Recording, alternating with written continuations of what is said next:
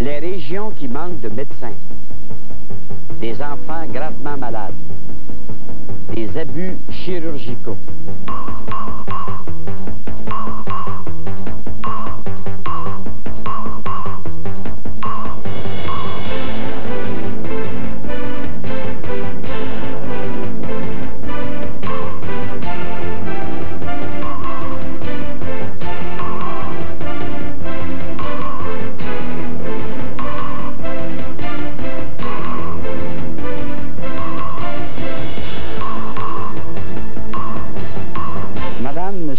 Bonsoir. À l'affiche de notre émission ce soir, un sujet au débat continuel chez nous, les soins de santé au Québec. On en a beaucoup parlé cette année, principalement à cause de la loi 120, dont le débat difficile, d'ailleurs, a failli nous conduire à une grève générale des médecins l'été dernier.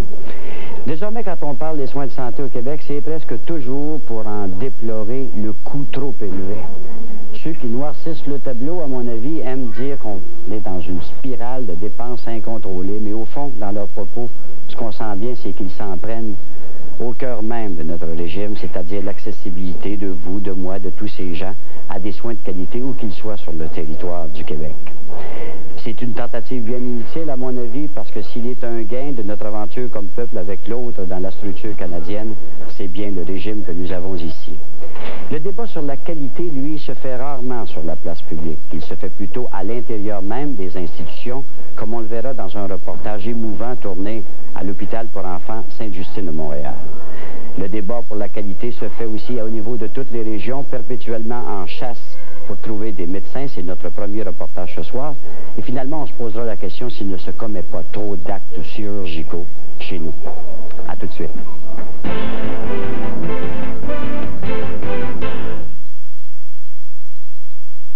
J'ai choisi l'ESCA. Je l'aime. Moi, c'est à cause du prix. J'ai fait un bon placement. C'est de la puissance que je voulais. J'ai choisi l'Escort. Voici 3 Escort Alix 92. Un seul prix, 275 $ par mois, climatiseur inclus. Un choix positif. Ford, Mercury, on vous en donne plus.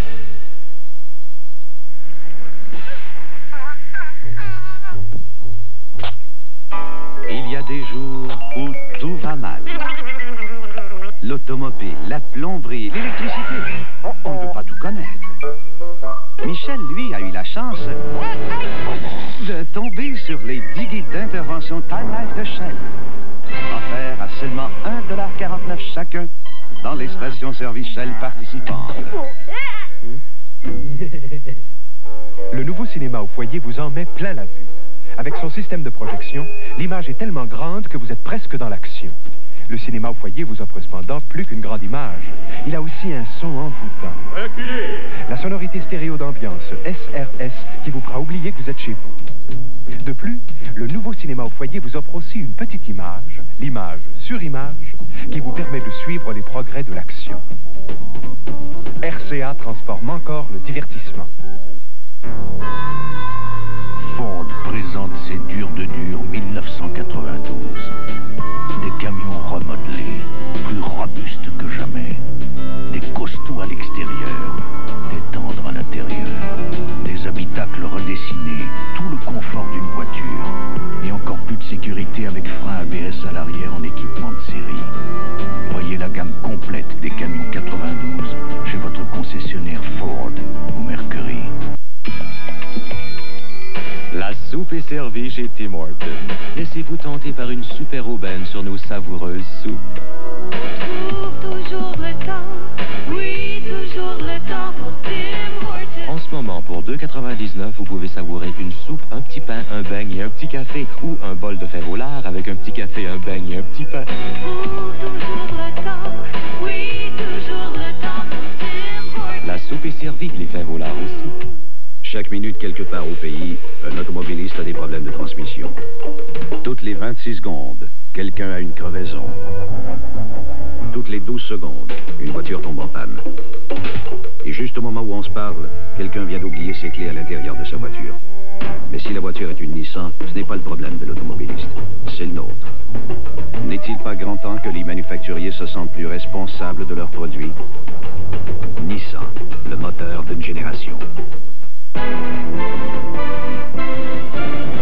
Convaincre les médecins de s'installer en région semble pour notre société un problème éternel et pour les gens des régions une déception éternelle. Nous sommes à Maniwaki, dans la Haute-Gatineau, à 1h30 de route de Hull, 3h30, 4h de Montréal. C'est donc pas le bout du monde. Et pourtant, la difficulté de recruter des médecins en nombre suffisant existe ici depuis toujours et parfois on pense pour toujours. C'est une ville de 5000 habitants, déjà aux prises avec de sérieux problèmes économiques. La forêt n'assure plus le gagne-pain de chacun, mais qui nous a semblé représentative de dizaines d'autres coins du Québec qui connaissent le même sort, qui en plus sont en lutte les uns contre les autres pour décrocher les quelques rares finissants ou finissantes de faculté de médecine qui oseront s'installer en région. Ici aussi, on avait mis beaucoup d'espoir dans les engagements qui semblaient fermes du gouvernement avec la loi 120. Et vous connaissez la fin en queue de poisson de cette réforme de la santé. Le gouvernement qui avait montré les dents a reculé à nouveau devant les médecins qui, cette fois, se sont engagés à régler le problème d'ici 2 ans. C'est pas la première fois que les médecins prennent un tel engagement. C'est pas la première fois que les régions sont laissées à elles-mêmes pour assurer ce service essentiel. C'est pas la première fois, mais on voudrait bien que ce soit la dernière. Je pense que dans cette chose-là, le gouvernement n'aurait pas dû reculer. C'est un besoin pour tout le Québec. Pas seulement les Québécois de Montréal là, et de Québec. Les Québécois de Maniwaki aussi en ont besoin de ça. Et puis ils doivent avoir des soins, surtout lorsque c'est une grande partie de l'apprentissage du médecin subventionné. Il ne faut pas se leurrer là-dessus. L'enseignement universitaire est subventionné. Ça fait pas, hein? Tu des bobos dans ta bouche? Dans tes oreilles? Elle dort beaucoup? Il vous manque des médecins ici à Maniwaki? Vous en avez toujours manqué. Voyez-vous, d'après les plans qu'on a élaborés il y a environ 5 ans, nous avons besoin de 16 médecins actifs au centre hospitalier. Actuellement, on est 10 médecins actifs. On n'a jamais monté plus que 12 ou 13. Donc, on n'a jamais atteint ce qu'on appelle une vitesse normale de croisière qu'on retrouve dans les centres. Dans le reste du Québec, comme à Maniwaki, c'est la pénurie. En fait, 3 régions affichent un surplus de médecins. Plus de 1000 dans la région de Montréal, quelques 300 dans celle de Québec et une quinzaine en Estrie. Le docteur Guy O'Reilly a choisi de s'installer avec sa famille et de pratiquer en région. Il est à Maniwaki depuis 23 ans. Y a-t-il des cas là, à votre mémoire où vous diriez que tel patient, telle patiente a eu une aggravation de sa maladie, peut-être même qu'il l'a emportée, que si cette même personne avait été dans un grand centre, aurait été sauvée et que vous l'avez perdue? Oh oui. Vraiment? Oh oui. Donnez-moi un exemple. Moi, je me souviens entre autres d'une dame que j'avais admis à une salle d'urgence. Elle souffrait d'asthme, puis elle est morte peut-être, je me souviens pas trop, ça fait assez longtemps, peut-être 2-3 heures par la suite. Parce que dans le petit centre, on n'a pas les internes, on n'a pas les résidents. Et probablement, dans un grand centre, elle aurait été mieux suivie et les interventions auraient été plus rapides. Il peut arriver sûrement que lorsqu'on est obligé de transférer parce qu'on n'a pas les spécialités, que soit durant le transfert, elle décède et que si elle avait été dans des grands centres, les spécialistes sont à côté. Alors, ça c'est arrivé et ça doit arriver encore aujourd'hui. Ça va arriver demain, c'est à mesure où nos spécialités ne sont pas ici. Mais non seulement les omnipraticiens et les spécialistes hésitent à venir, mais ceux qui le font ne restent pas. Il existe un taux de rotation de 50 à 75% sur une base de 4 ou 5 ans. Dans le cas des médecins qui veulent partir, il y a des signes qui ne trompent pas. Par exemple, toutes les fins de semaine, ils descendent à Montréal. On fait des activités sociales, ils participent plus ou moins. Souvent, la conjointe arrive même rester dans les centres. Alors, ce qu'il fait, c'est tous des signes qui nous disent, il ne restera pas, c'est bien certain. C'est pas qu'ils donnent un mauvais service. D'aucune façon, quand ils sont là, je pense qu'ils donnent le maximum qu'ils ont à donner. Mais on les sent absents. Puis on sent fort bien qu'ils sont ici parce qu'ils n'ont pas d'autre choix d'être ici. Tu veux qu'on écoute ton numéro? On va écouter Mando à lui. Le docteur Jacques Pilon quittera bientôt Maniwaki. Il y est venu parce qu'au moment de sa formation, il s'était engagé à 1 an de service en région en échange d'une bourse offerte par le gouvernement. La bourse d'éloignement, c'est une bourse que j'avais prise lors de ma 3e année de médecine pour... C'était une bourse de 10 000 $ que le gouvernement donnait en échange d'une année qu'on leur promettait à l'étranger, en région. C'est un beau lapsus. Oui, c'est ça. Pourquoi ça apparaît à l'étranger pour tant de monde? Ça apparaît à l'étranger pour tant de monde. Oh mon Dieu, il y a différentes raisons. Prenez quelqu'un qui est né à Montréal, qui a grandi à Montréal, qui a étudié à Montréal, qui vit à Montréal. Essayez de l'amener en région, ça va être difficile. Pourquoi? Parce qu'ils n'ont jamais connu ça. Ils ne connaissent pas. Ils connaissent pas les régions. Ils ne savent pas de quoi ça a l'air. Je pense que c'est ça le gros problème. Les gens ne connaissent pas les régions. J'ai l'impression que les jeunes ont peur. Les jeunes médecins qui finissent sont insécures. Alors, dans les grands centres, ils ont des spécialistes tout proches. Et si les spécialistes sont loin ou il n'y en a pas, il faut transférer. Et ensuite, c'est la vie de la grande ville, les spectacles, puis aussi, évidemment, il faut le dire, il y a souvent la parenté qui est là. Ensuite, il y a le conjoint ou la conjointe, dépendant si c'est un homme ou une dame. Qui travaille. Qui travaille, puis qui ne peut pas se placer à Maniwaki. C'est l'argument clé qui joue dans la décision des jeunes médecins. Et il paraît incontournable. Je l'ai vu, des médecins qui étaient intéressés à venir ici, mais que leur conjoint était, par exemple, ingénieur électrique ou même comptable agréé, puis on n'a pas été capable de trouver un emploi pour eux ici. Si on avait été tous les deux fervents ou amants des régions, on serait peut-être resté un petit peu plus longtemps, mais c'était évident que ma femme ne pouvait pas trouver d'emploi ici, puis dans le domaine où elle est. Et puis c'était clair qu'on allait éventuellement venir à Ottawa ou à Hull parce qu'elle y travaille, puis moi je peux y travailler facilement. Et c'est ça qui va se produire? C'est ça qui se produit actuellement. On est rendu à Hull, mais pour l'année qui vient, je vais quand même dépanner ici à l'hôpital. Je vois que dans un petit centre, on peut, comment est-ce qu'il dit l'expression, mieux voir la tête d'une souris que la queue d'un éléphant. Ici, on influence beaucoup les décisions. On est peu, alors on a la chance d'être du conseil des médecins dentistes et on a la chance d'admettre nos patients à l'hôpital, des suites. Dans les grands centres, ça se fait, mais beaucoup moins. Venez assez souvent, là, vous gagnez le champ, là. Elle lève bien tous les matins. Ben oui.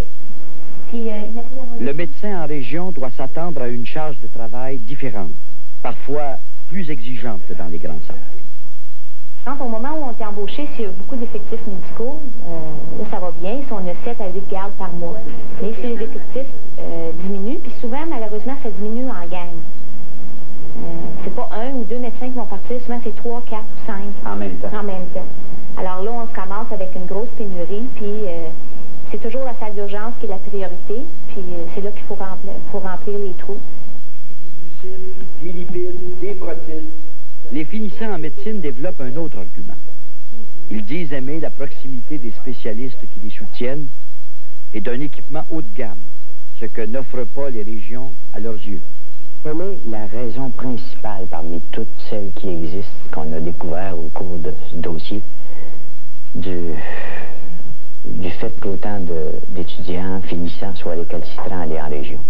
Moi, je pense que c'est le fait que, étant donné la durée des études médicales, tous les étudiants sont formés vraiment avec une équipe de soutien et ce qu'on appelle une pyramide d'enseignement qui est vraiment très structurée. Et donc, on est habitué de fonctionner avec de telles équipes qui sont très grandes et qui sont pas aussi présentes au niveau des régions, moindrement qu'on sort des domaines universitaires. C'est la culture médicale. On appelle ça la culture médicale. C'est-à-dire une culture qui fait que les médecins aiment se retrouver entre médecins, aiment être au top niveau, aiment avoir donc ce qui est plus high-tech, hein, au fond, c'est ça qu'ils veulent. Alors, c'est sûr que lorsqu'ils viennent ici, on ne retrouve pas du high-tech parce qu'au fond, on n'a pas les équipements, on ne les aura jamais parce qu'il faut qu'il y ait un volume suffisant pour le permettre, on ne l'a pas. Mais si je regarde ce que j'appelle des équipements de base pour un généraliste, des amis généralistes, là-dessus, je pense qu'ils ont autant que Montréal ou à Québec au niveau des équipements pour les généralistes. Du côté des spécialistes, en général, c'est des étudiants qui vont poursuivre leur étude donc beaucoup plus longtemps, en moyenne à peu près 3 ans de plus qu'un omnipraticien. Des personnes qui ont besoin, en général, on parle toujours en général, de restreindre leur champ de pratique pour vraiment avoir l'impression de maîtriser un domaine particulier. Et ces étudiants-là, ils se sentent mieux quand il y a toute une équipe de support que je parlais, comme au début, qui les entoure comme ça. Au fond, ils sont formés dans un milieu universitaire avec un maximum d'équipements où tout est à leur portée. Alors, venir ici, c'est un monde qu'ils n'ont jamais vu, qu'ils ne connaissent pas, puis il y a une insécurité aussi qui s'installe chez eux. C'est un petit nid douillet, Montréal, au fond, pour la culture médicale, je pense. Le gouvernement québécois a depuis peu privilégié les périphéries dans son programme d'équipement médical pour les centres hospitaliers. Mais le geste le plus incitatif, donc qui devrait réussir, c'est celui d'offrir une prime de 10, 15, parfois 20% de plus pour chaque acte médical posé en région et de retenir parfois jusqu'à 30% du tarif accordé au même acte s'il est commis en centre montréalais. C'est une incitation, oui, mais comme vous dites, moi je ne crois pas que c'est suffisant pour vraiment motiver quelqu'un à aller justement pratiquer dans ces milieux-là. Bon, ben si on parle, la différentielle est de 50%, et je crois pas que c'est suffisant. Moi, j'aurais toujours pensé que c'était tellement généreux qu'il en pleurait des médecins. Mais ça l'a aidé, ça a beaucoup aidé, mais il faut définir de quelle façon que ça l'a aidé. Ça attire des médecins qui viennent ici pour de courtes périodes de temps, et souvent des médecins qui n'ont pas prêt à s'impliquer. C'est peut-être pas la qualité des médecins qu'on voudrait. J'attaque pas leur qualité médicale, professionnelle, ils sont excellents médecins généralement, mais c'est qu'ils n'ont pas le goût de rester ici. On emploie même un mot chez les résidents, ils appellent ça venir faire un purgatoire dans les périphéries. Bonjour, avez-vous bien déjeuné ce matin?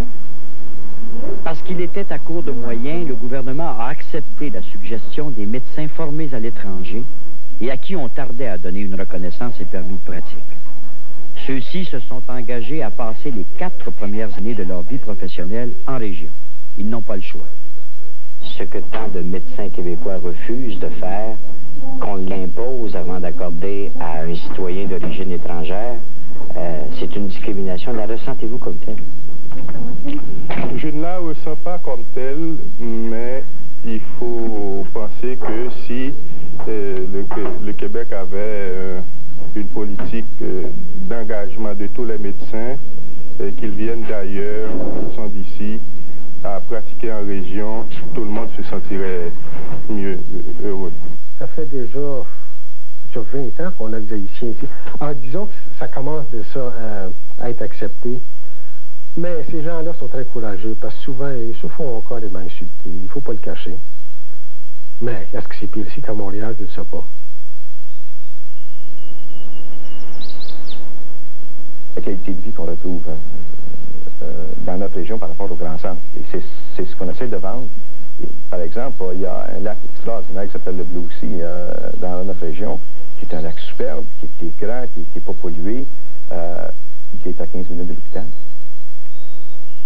J'ai mal à croire que ces gens-là qui ont passé à travers ces études-là soient aussi obtus que de ne pas réaliser qu'ils ont une dette morale envers une région qui est en manque. Et ça n'a pas de bon sens. On n'est pas aux îles Bongo, là, ici. On est à seulement 3h30 de Montréal. Dans la première version de la réforme, on prévoyait des enveloppes régionales à être dépensées dans la région sans qu'aucune d'elles ne puisse être défoncée. Alors, les jeunes médecins avaient donc compris qu'une fois l'enveloppe des grands centres dépensée, il leur faudrait bien aller ailleurs pour gagner leur vie. Et c'est ainsi que Maniwaki s'était trouvé tout à coup avec 9 candidats possibles. Mais le gouvernement a abandonné cette disposition dans la négociation vue dans le texte de loi. Résultat, les oiseaux rares se sont envolés. À Maniwaki, on est déçus, mais on se dit optimiste de ne quand même pas les perdre tous les 9.